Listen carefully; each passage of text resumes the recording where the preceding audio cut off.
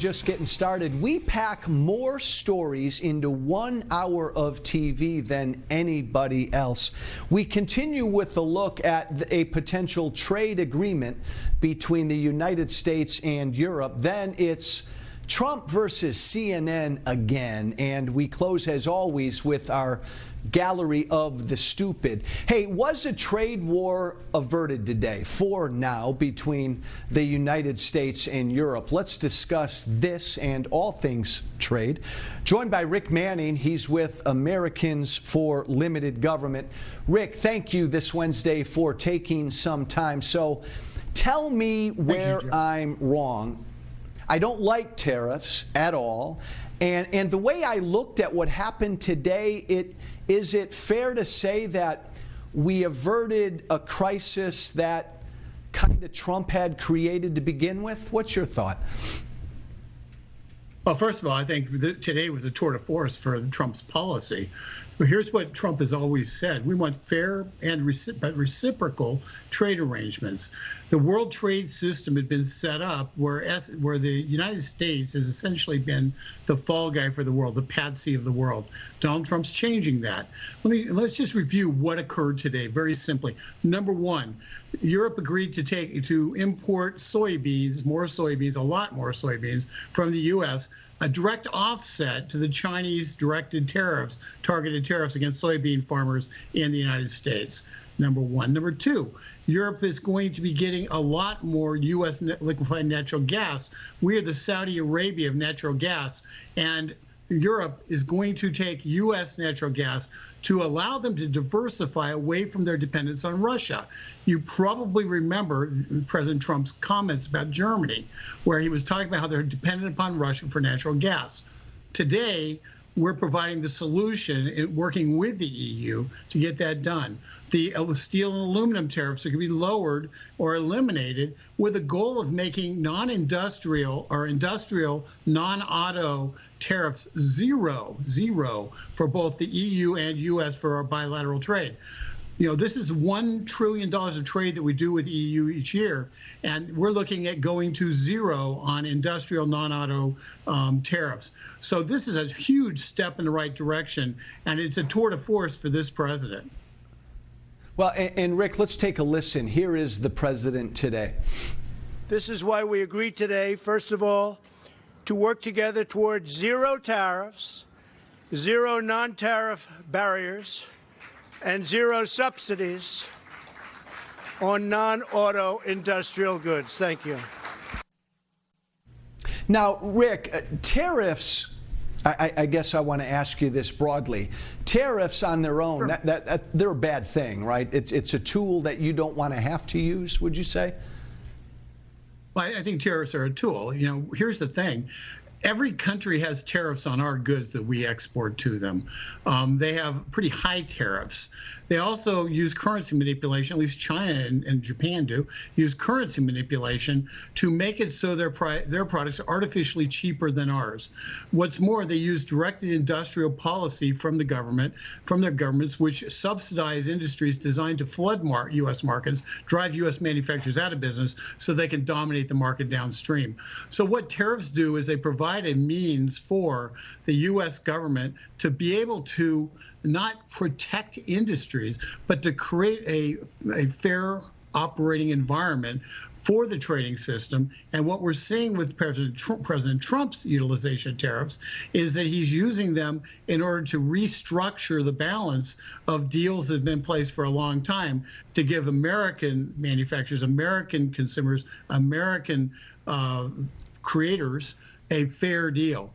Simple example. He's going in this deal, he talks about the restructuring the WTO, the World Trade Organization, along with the EU to make it so intellectual property is protected, to make it so we have the Chinese in particular can't force technology transfer as a condition of entering their markets.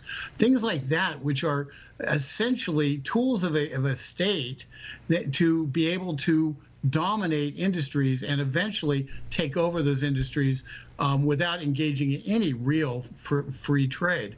So that's what they're doing. This is a direct China play. It's a direct Russia play in terms of the liquefied natural gas, and is a great deal for the Western world.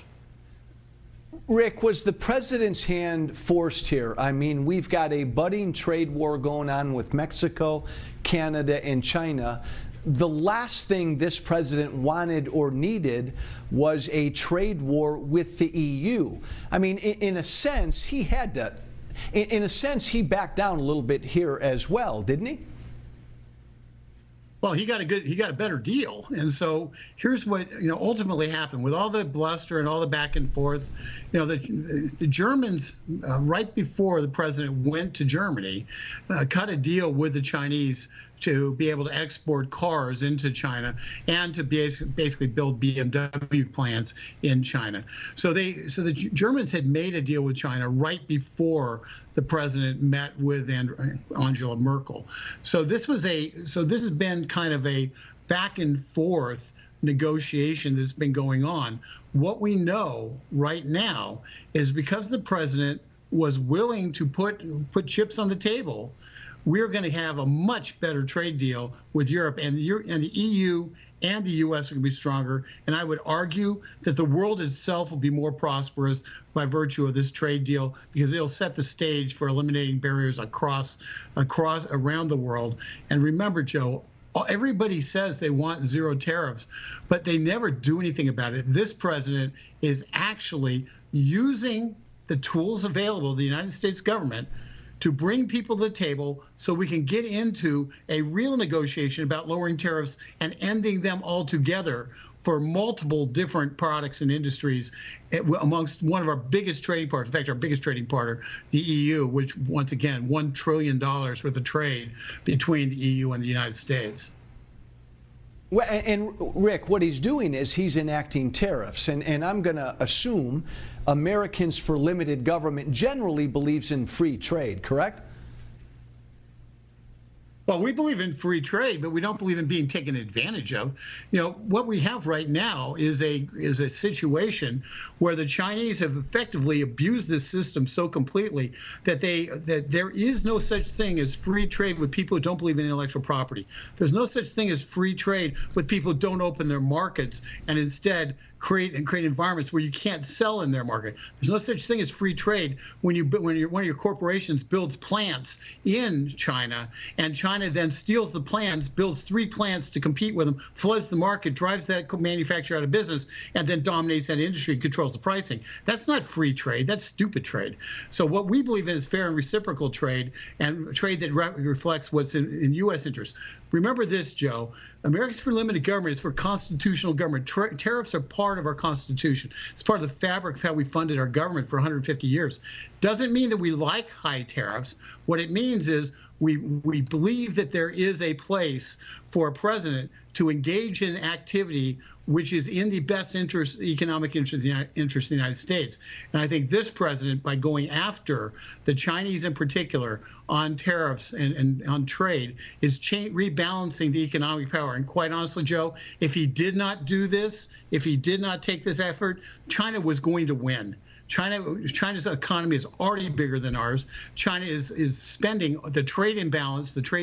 We have about $335 billion trade imbalance with them. The $335 billion, they're converting that into military. They've hacked virtually all of our defense installations. They even hacked our former Secretary of State's email file. So we have we have an enemy. The CIA said that they are conducting a Cold War against us. And this president has a responsibility to use all the power at his disposal to try to make certain that China pays that price. Yeah, no. I hear you. Let me stop you for a second. And everything you're saying about China makes sense. China is a unique case, but Donald Trump has sort of enacted tariffs against the rest of the world. I mean, Mexico, Canada, the EU. It's not just China who he's laid these tariffs down on top of. Well, here's what China did. China was dumping aluminum through Mexico. They'd sell it to Mexico. Mexico would then sell it here using NAFTA. Same thing with Canada. So same thing with the EU. So when you look at the destruction of the U.S. steel industry and aluminum industry, China wasn't doing what they were supposed to do.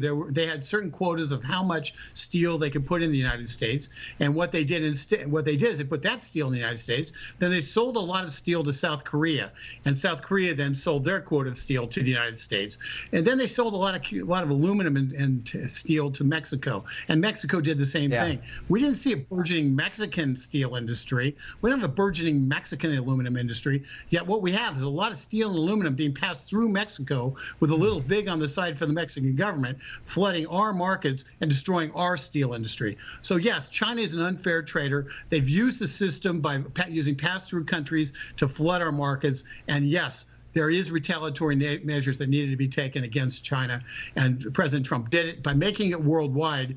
What he allows him to do is he then goes to the EU and they negotiate a deal that drops those tariffs. He goes to Mexico, Canada, and negotiates a deal to drop those tariffs. He goes to South Korea, does the same thing. That's how you have to look at what's happened in the whole world, how China is playing the game, and then respond appropriately.